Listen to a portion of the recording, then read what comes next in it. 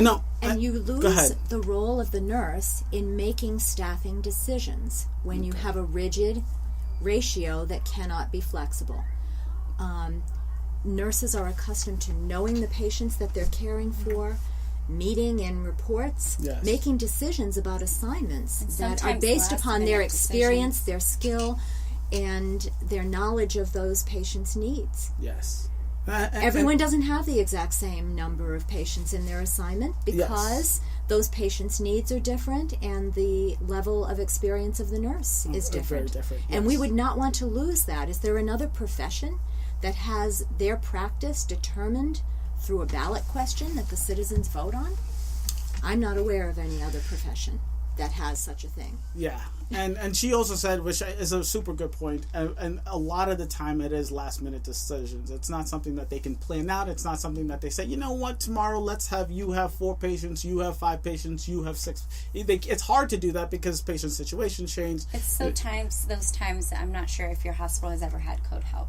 You know, we're at a level 1 trauma center, and there are so many times where we get alert, we're in code help. We need to, see where patients can move so we can admit more patients. Yes. And that's just the reality. Yes. And we want to make sure that every family member, everyone who's in need is getting taken care of and getting the proper care. But we need to have that continued discussion and that movement within the hospital to allow that. And I think it is important. And I do want to I want to go over these things one by one. And I like that point because we do as well at my hospital have code help. And there's times where it's like the ED's full and we need to get some of these patients up here because we have patients in the hallway. And we're not going to just let, sick patients in the waiting room be sick because there's no open beds. It's code help. We need to hustle up. We need to find some beds. We need to work together.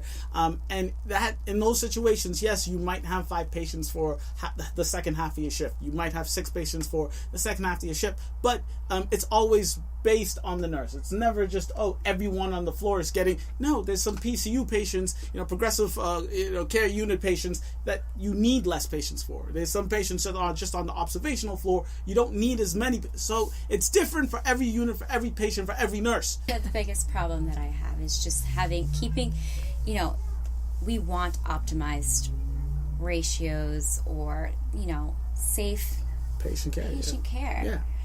But there's so many factors that need to be in place. You have 3. You could be burning down with 3 patients and be fine with 5. Exactly. Or with 2 or with 1. It's a continued conversation that needs to be left with the nurses and not these strict laws with just to overplay. So I do have to ask you a question. So you work in a hospital on a unit. So you said you're not in the hospital, correct? Yes. You don't have to say what hospital. It doesn't matter. But I have to ask you this question because after reading this and after having many conversations with both people on both sides, it was just super clear to me. Yes, according to... I'm sorry, I forgot her name. Leah Curtin. Leah Curtin. According to Leah Curtin, you do want to do it based off characteristics of the patient, characteristics of the nurse, and the environment that you work in. But outside of my orientation, and this is... I've only been a nurse 2 years. I'm not going to pretend my experience is everybody's experience because it's definitely not. But outside of my orientation, I don't remember a time where I was given a different number of patients. Yes, I might have 4 and someone else has 5, but that's just because the breakdown of how many patients are on the floor. Yes, they do it based on acuity and they mix all of that stuff up. But I don't remember a time where it was just outside of orientation, just if you're a nurse, you are responsible for the patients you have. Right? If you are assigned 4 patients and I'm assigned 5 patients, if I'm newer, you're newer, whoever's newer, whatever our experience are, the floor, the unit is, I come to you if I need help. You come to me if you need help. The actual number of patients, the limit, whatever that number is, did not matter. It wasn't, I have 5, so I can't get help, or I'm responsible for all to myself. You're always getting help. Exactly. So why is it a problem if the number, the roof, the ceiling is 4, or the ceiling is 3 if you're in the ED, or 2 if you're in the ICU, if 1, whatever, if it's 6 if you're in maternity and labor and delivery? Why do you guys have such a bad, why do you not like a ceiling? Because I feel like a ceiling is important to have to prevent from really bad things from happening. I'm okay. If I have 3 patients, great. I'll help the person who has 4 or the person who has 2, and those patients are crashing. I think it's why more is the so ceiling the a strict problem? ceiling of 4 patients, which is quite difficult to accomplish with overall. Where, California had a larger number. Yes. And I think it doesn't allow wiggle room for when things do go bad. I mean, I remember being a nurse on the floor, and I had 3 patients, and my one patient, this is when I was on med-surg floor, was very ill, and could not transfer to the ICU, but was dying. And I was going through things that I personally was not prepared for, and I had to have another nurse help me. And it was hours of care. And this is with only 3 patients. This was only with 3 patients. And I had to give my patients, my other 2 patients, to other nurses, and they had to have 3 to 5 patients. They needed to have those 5 patients in order for me to care for this patient and have another nurse also help me. Yes. So and they were assigned to them. I didn't see them for hours. Okay. So ultimately it's my license. Yes. And ultimately it's those nurses who are caring for the other patients, their license. So, to say that this nurse is going to help me, granted, we're always going to help each other. But at the end of the day, if something went wrong with my other patient, it's my license. Yeah. And respect. And in those situations, I think it's just these strict laws, that's where I have a problem with. And I agree, but you have to go back to how the implementation of the bill is going to be passed. So that means someone has to report it. A family member has to say, there was something wrong on that unit. I thought that nurse had way too many. A nurse has to say, I had 5 patients. So if the people on your unit are reporting it, that means the people on your unit are unhappy. That means the family members on your unit are unhappy. That means the patients feel unsafe. And for this bill to go past, I feel like it's not only giving more power to the nurses. If I go to work and I have 5 patients and the rest of the nurses have 4, but everyone is helping me out, if I need the help, right? Not just because I have 5, it's the worst. I'm not going to report my hospital or my unit because I had 5. I'm going to report my unit or hospital if I have 5. Everyone else has 5. I can't leave work till 9 p.m. when I was there from 7. I'm giving every single med late. That's when I would report. So it needs to be reported before anything happens negatively to the hospital. And if someone is reporting it, a nurse, a patient, a family member, a pharmacist, whoever is reporting it, that means they feel something is unsafe. You guys saying no to this bill, you're basically saying the nurses, the family members, the people on the units, we can't trust you to not report fake things, to not report unsafe situations. So how do you I don't follow you at all. No. Okay, so let me try to say that again in a different way. Anyone can complain now. Yeah, anyone can complain now, but there is no incentive. There is no fine that could be given to the hospital. Yes, they can complain, but what does that happen? What happens? Nothing happens. After this bill passes, if I report my hospital because I feel unsafe, the Healthcare Commission has to come investigate. Right now, if I complain, no one is going to come investigate. 0 people is going to investigate. No, that's not true. There are state agencies that are responsible for following up on complaints that are made about care in hospitals, and they do follow up. And there are consequences. All right, so let's hear what those consequences are, and how often are these state agencies doing their job? Because I put these videos out there, and like the amount of times I've said I'm on the no side, patients, other nurses text me, message me all over the place saying, you know what, I'm happy that your hospital is nice, that you have the 5 patients and you like that, but at my hospital I am super unsafe. I've reported to my HR, I've talked to my manager, I've quit, I've gone to different hospitals, nothing gets fixed. These are the questions I've got, and this is the reason. I want my hospital where I work at to stay exactly how it is. But that is just too selfish of me to say, everyone else, I don't care because my hospital is happy.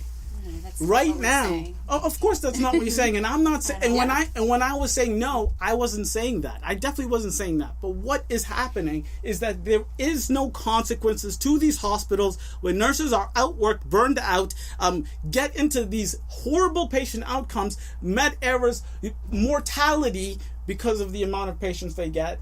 Nothing is happening outside of, we'll try better.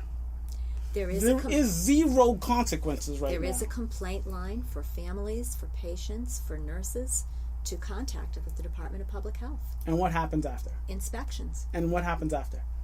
They can hold hospitals accountable. How?